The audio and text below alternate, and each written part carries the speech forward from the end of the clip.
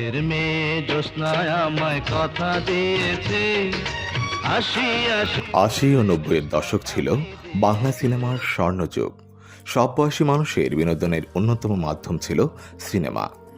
বাংলা সিনেমায় এই সময় যেমন নির্মিত হয় অসংখ্য কালজয়ী সিনেমা, তেমনি ছিল অনেক কিংবদন্তি অভিনেতা ও অভিনেত্রী।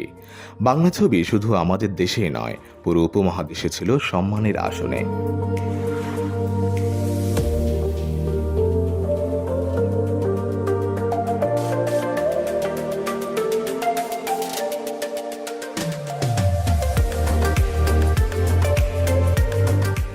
রাজ্জাক, শাবানা, আলমগীর, ববিতা, সোহেল রানা সহ কত লেজেন্ড নায়ক নায়িকা, পরিচালক, প্রযোজক সবকিছুই আজ রূপকথার গল্প। যেমন রূপকথার গল্প হলো একসময় ভারত, পাকিস্তান সহ উপমহাদেশের কিংবদন্তি অভিনেতা অভিনেত্রী বাংলা সিনেমায় অভিনয় করে গেছেন এবং বাংলা ছবিতে অভিনয় করার জন্য মুখিয়ে থাকতেন। বাংলা ছবিতে অশ্লীলতা প্রবেশ করার পর এবং আরও নানা কারণে বাংলা ছবির সোনালি সময় এখন শুধুই গল্প আর স্মৃতিচারণ। বর্তমান সময়ে বাংলা সিনেমা যতটুকু টিকে রয়েছে সেটা অনেকটাই একজনের কারণে। তিনি হলেন বর্তমান বাংলা সিনেমার একমাত্র সুপারস্টার শাকিব খান। একজন মাত্র নায়ক একটা দেশের সিনেমা ইন্ডাস্ট্রি একাই টিকিয়ে রেখেছে, এটা একটা বিরল ঘটনা এবং অকল্পনীয় ব্যাপার।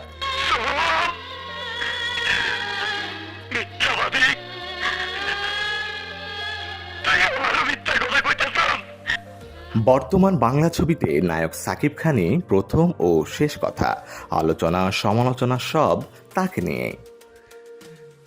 একটা কথা সত্য যে শাকিব খানই বর্তমানে দেশের চলচ্চিত্রের সবচেয়ে জনপ্রিয় ও একমাত্র সুপারস্টার। বর্তমানে বাংলা সিনেমার নিউক্লিয়াস। তাকে ঘিরে আবর্তিত হচ্ছে বাংলাদেশের পুরো সিনেমা ইন্ডাস্ট্রি। ইতোমধ্যে শাকিব খান বাংলা সিনেমায় যা দিয়েছেন তাতে তিনি চিরস্মরণীয় হয়ে থাকবেন। ভক্তদের ভালোবাসায় আরও অনেক কিছু দিতে চান আগামীতে। শাকিব খানের প্রতিযোগিতা শুধুই নিজের সাথে। প্রতিদিন তিনি নিজেকে ছাড়িয়ে যাচ্ছেন। এবারের ঈদেও সবাই অপেক্ষায় আছে শাকিব খান অভিনীত লিডার আমি বাংলাদেশ ছবিটির জন্য। ইতোমধ্যে ছবিটি নিয়ে সারা দেশে তুমুল আগ্রহ তৈরি হয়েছে। দেখার বিষয় শাকিব খান কতদিন আর কত দূর বাংলা সিনেমাকে টেনে নিয়ে যেতে পারেন।